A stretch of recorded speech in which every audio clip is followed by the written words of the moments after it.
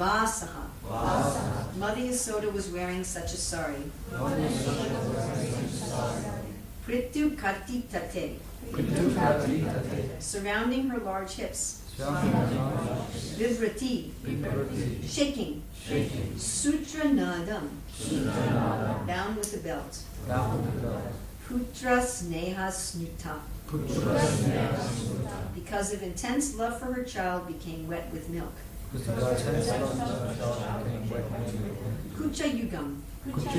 The nipples of her breasts. Jata Kampam Cha. As they were very nicely moving and quivering. Subru. Who had very beautiful eyebrows. Raju Akarsha. By pulling on the rope of the churning rod. Shrama. Because of the labor. Ruja. On whose hands. Chalat Kankanau. The two bangles were moving. Kundale. Two earrings. Cha. Also. Svinam. Her hair was black like a cloud. So perspiration was dripping like rain. Vaktram. Throughout her face. Kabara Vigalat Malati. Malati flowers were dropping from her hair. Nir Mamanita. Thus Mother Yasoda was churning the butter. Translation of mp4 by Srila Prabhupada. Dressed in a saffron yellow sari. So when you grind up saffron, what color is it? Kind of a reddish orange. So it's a little more yellow than that. Dressed in a saffron yellow sari, with the belt tied around her full hips, Mother Yasoda pulled on the churning rope, laboring considerably, her bangles and earrings moving and vibrating, and her whole body shaking. Because of her intense love for her child, her breasts were wet with milk. Her face, with its very beautiful eyebrows, was wet with perspiration, and malati flowers were falling from her hair. Purport. Anyone who desires to be Krishna conscious in motherly affection or parental affection should contemplate the bodily features of Mother Yasoda.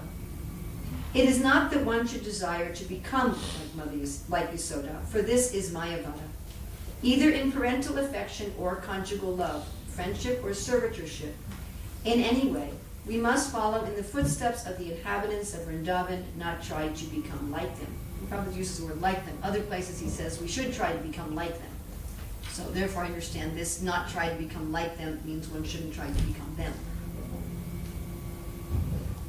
Therefore this description is provided here. So this description is provided here for the purpose of meditation. Advanced devotees must cherish this description, always thinking of advanced devotees must cherish this description, always thinking of Mother Yasoda's features, how she was dressed, how she was working and perspiring. And that's interesting. She's working and perspiring. We think of hard work and perspiration as something that happens in this world that we don't like. How she was working and perspiring. How beautifully the flowers were arranged in her hair, and so on. One should take advantage of the full description provided here by thinking of Mother Yasoda and maternal affection for Krishna.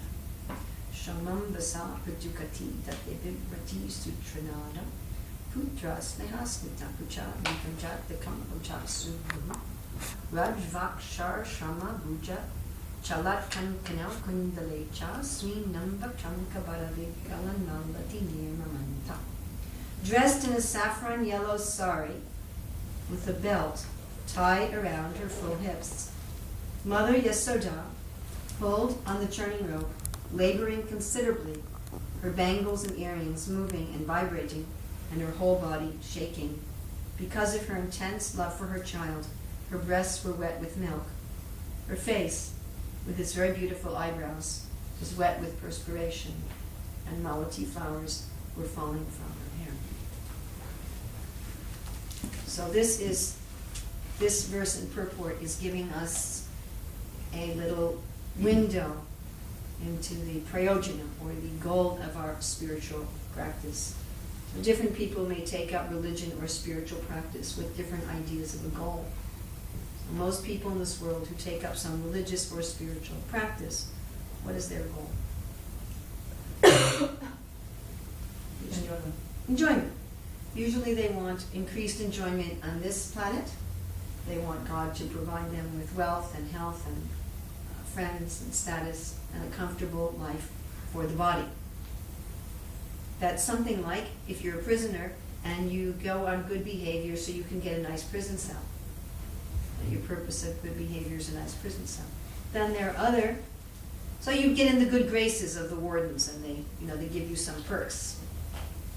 Just like I remember reading about people imprisoned in the concentration camps in World War II, and some of them became friends with some of the guards. One story I read, this man was teaching one of the guards English, and so the guard was giving him extra food. So some people become religious like that. They're hoping God gives them a little extra. Or ultimately they want to go to the higher planets, they want to go to the heavenly planets, where the comforts of life are thousands of times greater than they are here. And what's the other main reason that people become religious or take up spiritual? For liberation. For liberation. They want to get out of jail. So some people, they want a little bit more comfort in the jail, and other people, they're a little bit more intelligent. Instead of just getting a softer bed in the prison, or instead of getting a little fancier food in the prison, why don't I get out of the prison? But they're not thinking, well, what do I do when I get out of the prison? What happens to a lot of prisoners once they get released?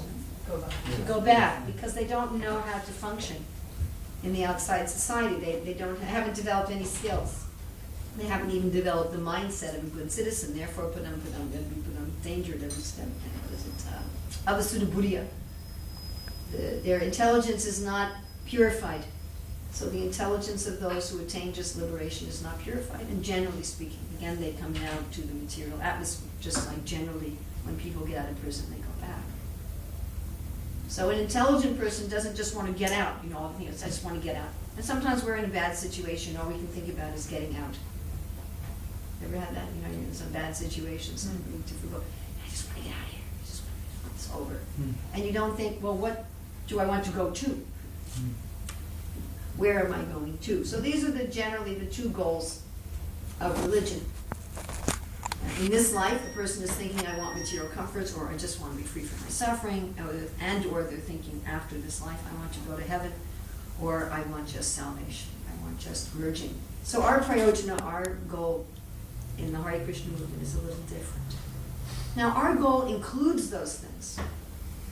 Just like if you get out of the prison and you're good citizens, well, you're out of the prison. That's included.